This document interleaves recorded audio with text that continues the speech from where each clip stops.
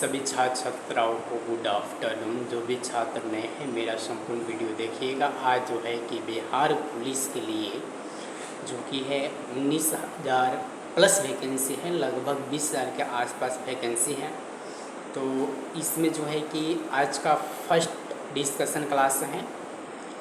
जो छात्र नए हैं पूरा वीडियो देखिएगा, बेल आइकन दबा लीजिएगा ताकि सबसे पहले नोटिफिकेशन आपके पास पहुंचेगा। तो चलिए आज के जो है कि पहला क्वेश्चन शुरू करते हैं। आज का discussion class number Bihar police के लिए और बिहार दरोगा के लिए जो है कि पहला क्लास होने वाला है। तो चलिए आज के फर्स्ट क्वेश्चन है कि कौन सी नदी भ्रंश द्रोणी से होकर बहती है? नर्मदा नदी। कौन सी नदी भ्रंश द्रोणी से होकर बहती है? नर्मदा नदी। हाल ही में केंद्र सरकार ने किस नदी को राष्ट्रीय दर्जा देने की घोषणा की है? गंगा नदी को। हाल ही में केंद्र सरकार ने किस नदी को राष्ट्रीय दर्जा देने की घोषणा की है? गंगा नदी को। प्रायद्वीपीय भारत की सबसे बड़ी नदी कौन सी है? गोदावरी। प्रायद्वीपीय भारत की सबसे बड़ी नदी कौन सी है? गोदावरी।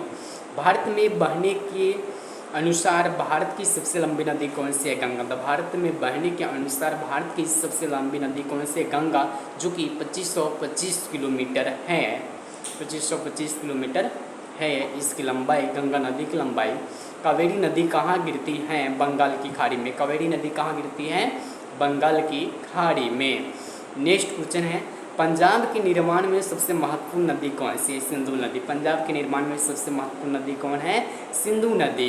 कौन नदी पश्चिम की ओर बहती है और अरब सागर में गिरती है? नर्मदा नदी। कौन नदी पश्चिम की ओर बहती है और अरब सागर में गिरती है? नर्मदा नदी। कौन सी नदी दो नदियों की लंबाई लगभग समान है? सिंधु नदी की लंबाई 2880 किलोमीटर, वहीं ब्रह्मपुत्र नदी की लंबाई 2900 किलोमीटर है। यदि ऑप्शन में कहीं कहीं सिंधु नदी की लंबाई भी 2900 किलोमीटर देगा तो 2900 किलोमीटर जो है कि आप आंसर टिक लगा के आइएगा। यदि 2880 किलोमीटर करेक्ट देगा तो 2880 किलोमीटर लगाइएगा। 2880 नहीं देगा तो 2900 किलोमीटर देगा जरूर। दोनों में से कोई एक जरूर ऑप्शन में रहेगा आपके। तो कौन सी नदी, दो ऐसी नदियां हैं जिसकी लंबाई लगभग समान है? तो सिंधु नदी की लंबाई जो है कि 2880 किलोमीटर है, वहीं ब्रह्मपुत्र नदी की लंबाई 2900 किलोमीटर है। कावेरी जल विवाद किन दो राज्यों के बीच हुआ? कर्नाटक और तमिलनाडु। कावेरी जल विवाद किन दो राज्यों के बीच हुआ? कर्नाटक और तमिलनाडु। कर्नाटक और तमिलनाडु। किस नदी को बृहद गंगा के नाम से जाना जाता है? गोदावरी को। किस नदी को बृहद गंगा के नाम से जाना जाता है? गोदावरी को। कौन सी नदी अपना मार्ग बदलने के लिए काफ़ी प्रसिद्ध है? कोसी नदी।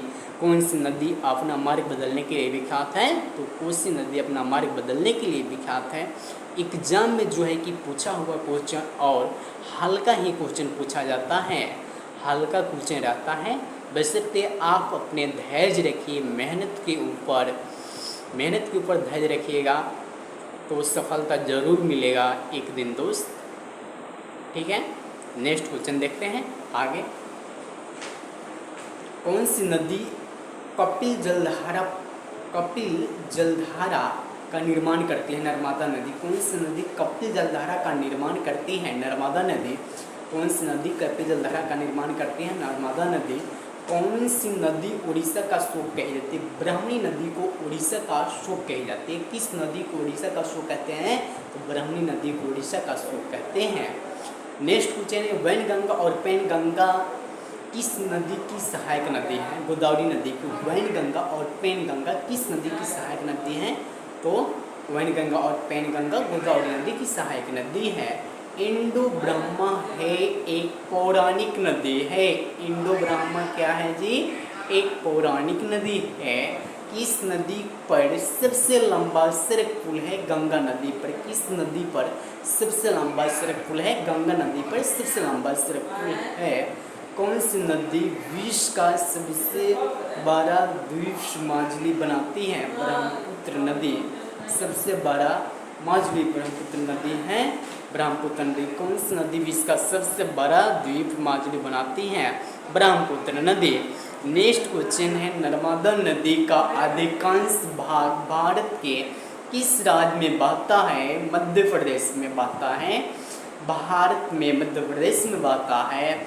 नर्मदा नदी का अधिकांश भाग भारत के किस राज्य में बहता है? मध्य प्रदेश में बहता है। नदियों को जोड़ने की योजना किसके शासनकाल में प्रस्तावित हुई?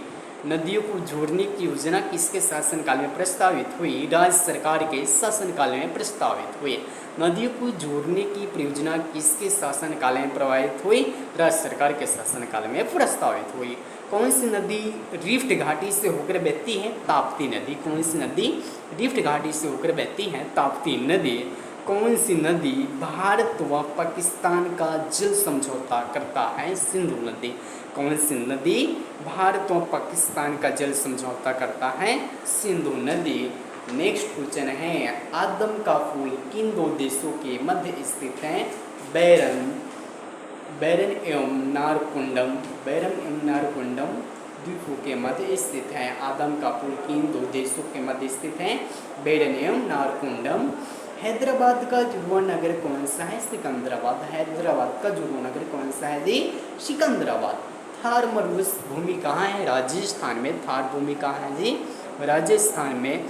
भारत का कौन सा राज्य सबसे अधिक राज्य की सीमाओं को स्पर्श करता है? उत्तर प्रदेश। भारत का कौन सा राज्य सबसे अधिक राज्य की सीमा को स्पर्श करता है? उत्तर प्रदेश। स्वतंत्रता से पहले कौन सा भारतीय क्षेत्र काला पानी के नाम से जाना जाता था? अंडमान निकोबार द्वीप समूह। स्वतंत्रता से पहले कौन सा भारतीय क्षेत्र काला पानी के नाम से जाना जाता था?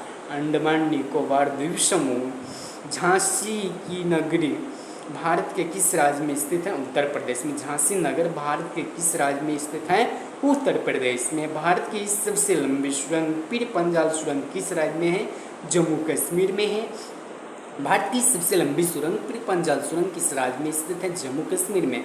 भारत और पाकिस्तान के बीच की सीमा रेखा का निर्धारण किसने किया था? सर सिरिल जॉन रेडक्लिफ ने। सर सिरिल जॉन रेडक्लिफ ने भारत और पाकिस्तान के बीच की सीमा रेखा का निर्धारण किसने किया था? सर सिरिल जॉन रेडक्लिफ ने।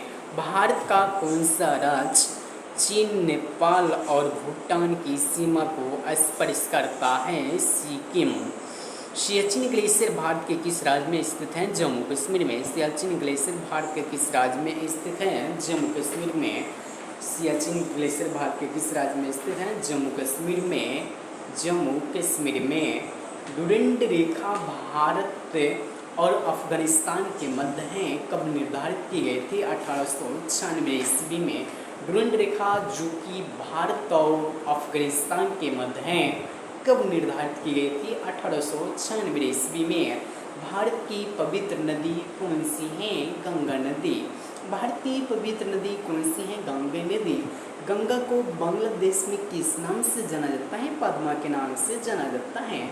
गंगा एवं ब्रह्मपुत्र की संयुक्त जलधारा किस नाम से जानी जाती है? मेघना के नाम से जानी जाती है। गंगा एवं ब्रह्मपुत्र की संयुक्त जलधारा को किस नाम से जानते हैं? तो मेघना के नाम से जानते हैं। नेक्स्ट क्वेश्चन है, भारत की कौन सी नदी सुंदरवन डेल्टा का निर्माण करती है? तो गंगा और वहाँ ब्रह्मपुत्र। भारत की कौन सी नदी सुंदरवन डेल्टा बनाती है? तो गंगा और ब्रह्मपुत्र एक ऐसी नदी है जो कि सुंदरवन डेल्टा का निर्माण करती है। नेक्स्ट क्वेश्चन है, शंको नदी किस राज्य से होकर भारत में प्रवेश करते हैं? शंको एक नदी है जो कि भारत में प्रवेश करती है अरुणाचल प्रदेश से बह करके। शंको नदी किस राज्य से होकर के भारत में प्रवेश करती है? शंको नदी अरुणाचल प्रदेश से होकर के भारत में क्या करता है जी? प्रवेश करता है, भारत में प्रवेश करता है। नेक्स्ट क्वेश्चन है, तावा किसकी सहायक नदी है? नर्मदा की। तावा किसकी सहायक नदी है जी? नर्मदा की। किस नदी को बिहार का शोक कहा जाता है? कोसी नदी को बिहार का शोक कहा जाता है। कौन सी नदी बंगाल का शोक कही जाती है? दामोदर नदी को बंगाल का शोक कही जाती है। अंग्रेजों ने अपनी पहली फैक्ट्री कब लगाई? 1612 ईस्वी में। अंग्रेजों ने अपनी पहली फैक्ट्री कब लगाई? 1612 ईस्वी में। किस शासक ने ईस्ट इंडिया कंपनी को दीवानी प्रदान की? शाह आलम द्वितीय ने। किस शासक ने ईस्ट इंडिया कंपनी को दीवानी प्रदान की शाह आलम द्वितीय ने भारत में पहली बार मुद्रण मशीन की स्थापना किसने की? पुर्तगालियों ने भारत में पहली बार मुद्रण मशीन की स्थापना किसने की? पुर्तगालियों ने। इंटरलोपर्स कौन था? अनाधिकृत व्यापारियों के रूप में सामुद्रिक लुटेरे। अनाधिकृत व्यापारियों के रूप में सामुद्रिक लुटेरे। इंटरलोपर्स कौन थे? अनाधिकृत व्यापारियों के रूप में सामुद्रिक लुटेरे। नेक्स्ट क्वेश्चन है, उस समय भारत का बादशाह कौन था जब ईस्ट इंडिया कंपनी की स्थापना हुई? अकबर। उस समय भारत का बादशाह कौन था जिस समय ईस्ट इंडिया कंपनी की स्थापना हुई? अकबर। इस वर्ष फ्रांस की सरकार ने भारत में स्थित फ्रांसीसी बस्तियों का अधिकार भारत सरकार को सौंपा 1954 ईस्वी में। किस वर्ष फ्रांस की सरकार ने भारत में स्थित फ्रांसीसी बस्तियों का अधिकार भारत सरकार को सौंपा? 1954 ईस्वी। वांडीवास का युद्ध कब हुआ था? 1760 ईस्वी में। वांडीवास का युद्ध कब हुआ था? 1760 ईस्वी में। त्राइन का प्रथम युद्ध 1191 ईस्वी में हुआ। त्राइन का प्रथम युद्ध पृथ्वीराज चौहान और मोहम्मद गौरी के बीच में होता है, जिसमें पृथ्वीराज चौहान की विजय होता है। त्राइन के प्रथम युद्ध में विजय किसके होता है जी? पृथ्वीराज चौहान की विजय होता है। और त्राइन का द्वितीय युद्ध होता है जिसमें त्राइन का द्वितीय युद्ध होता है जिसमें 1192 ईस्वी में होता है। इसमें मोहम्मद गौरी की क्या होता है? जीत होता है। त्राइन के द्वितीय युद्ध को किसने जीता जी? मोहम्मद गौरी ने जीता। वांडीवास के युद्ध कब हुआ? 1760 ईस्वी में। बक्सर का युद्ध कब हुआ? 1764 ईस्वी में। पानीपत का प्रथम युद्ध कब हुआ? 1526 ईस्वी में। पानीपत का द्वितीय युद्ध कब हुआ? 1556 ईस्वी में। पानीपत का तृतीय युद्ध कब हुआ? 1761 ईस्वी में। पानीपत का तृतीय युद्ध कब हुआ? 1761 ईस्वी में। गुलाब दिवस कब मनाया जाता है? 12 फरवरी को मनाया जाता है। गुलाब दिवस कब मनाया जाता है? 12 फरवरी को मनाया जाता है। गुलाब दिवस कब मनाया जाता है? 12 फरवरी को मनाया जाता है। विज्ञान दिवस कब मनाया जाता है? विज्ञान दिवस 28 फरवरी को मनाया जाता है। विज्ञान दिवस कब मनाया जाता है? 28 फरवरी को मनाया जाता है। विज्ञान दिवस कब मनाया जाता है? 28 फरवरी को मनाया जाता है। भारत में आधुनिक शिक्षा प्रणाली की नींव कब पड़ी? 1835 ईस्वी में। भारत में आधुनिक शिक्षा प्रणाली की नींव कब पड़ी? 1835 ईस्वी में। नेक्स्ट क्वेश्चन है, प्रशासनिक व्यवस्था के आधार पर लॉर्ड डलहौजी ने कौन सी साम्राज्य को मिलाया? अवध को मिलाया। किसको मिलाया जी? अवध को मिलाया। प्रशासनिक व्यवस्था के आधार पर लॉर्ड डलहौजी ने कौन सा राज्य ब्रिटिश साम्राज्य में मिलाया जी? तो अवध को मिलाया। राइट। नेक्स्ट क्वेश्चन है, सोमनाथ मंदिर पर मोहम्मद गजनवी के आक्रमण के समय गुजरात का शासक कौन था? भीम फर्स्ट था।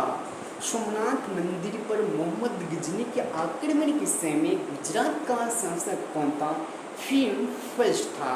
किस नाटक के कुछ अंश 2.5 दिन का झोपड़ा नामक महजिद लिखे हैरी केली ने? किस नाटक के कुछ अंश 2.5 दिन का झोपड़ा नामक महजिद लिखे हैरी केली ने? रानी पद्मिनी का नाम खिलजी की चित्तौड़ विजय से जोड़ा जाता है। रानी पद्मिनी किसकी पत्नी थी? रानी पद्मिनी राणा रतन सेन की पत्नी थी।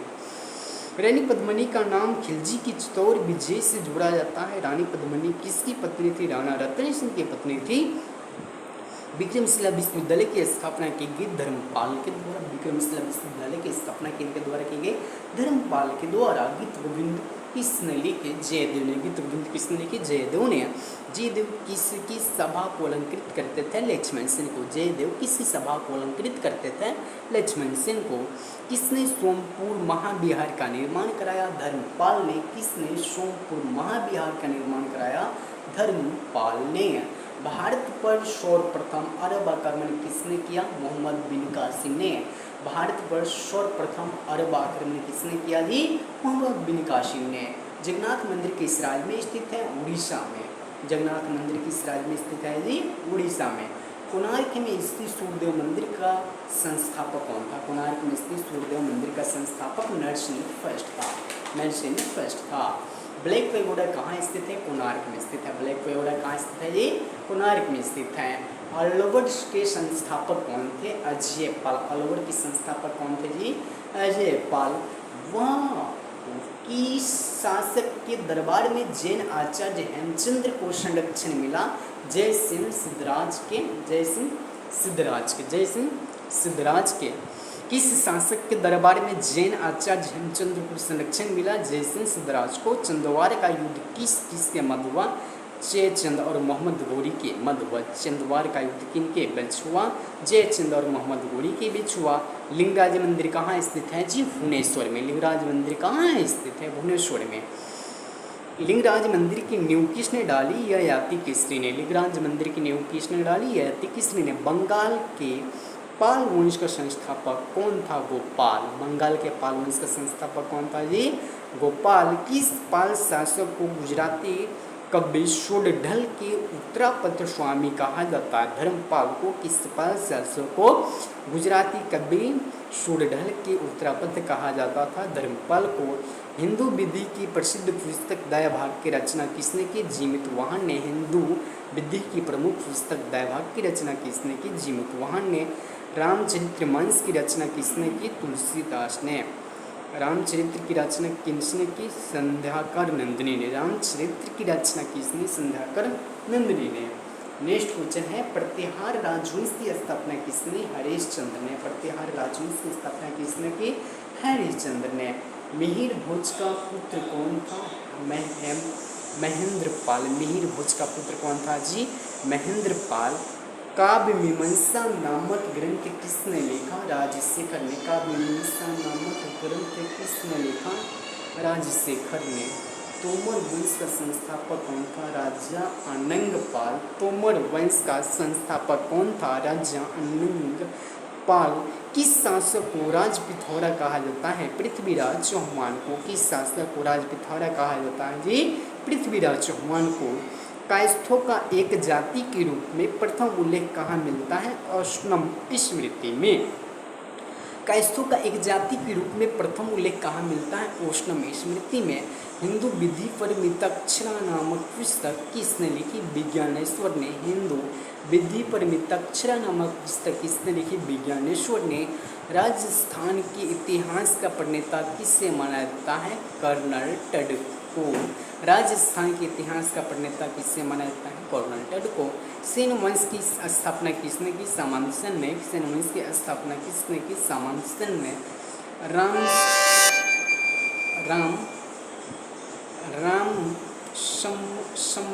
सम्रागन सूत्रधार विषय किससे संबंधित है? स्थापत्य शास्त्र से। सम्रागन सूत्रधार विषय किससे संबंधित है? स्थापत्य शास्त्र से। त्राइन का प्रथम युद्ध कब हुआ था? 1191 ईस्वी में। त्राइन का प्रथम युद्ध कब हुआ था जी? 1191 ईस्वी में। आज के लिए इतना ही दोस्तों। जय हिंद, जय भारत।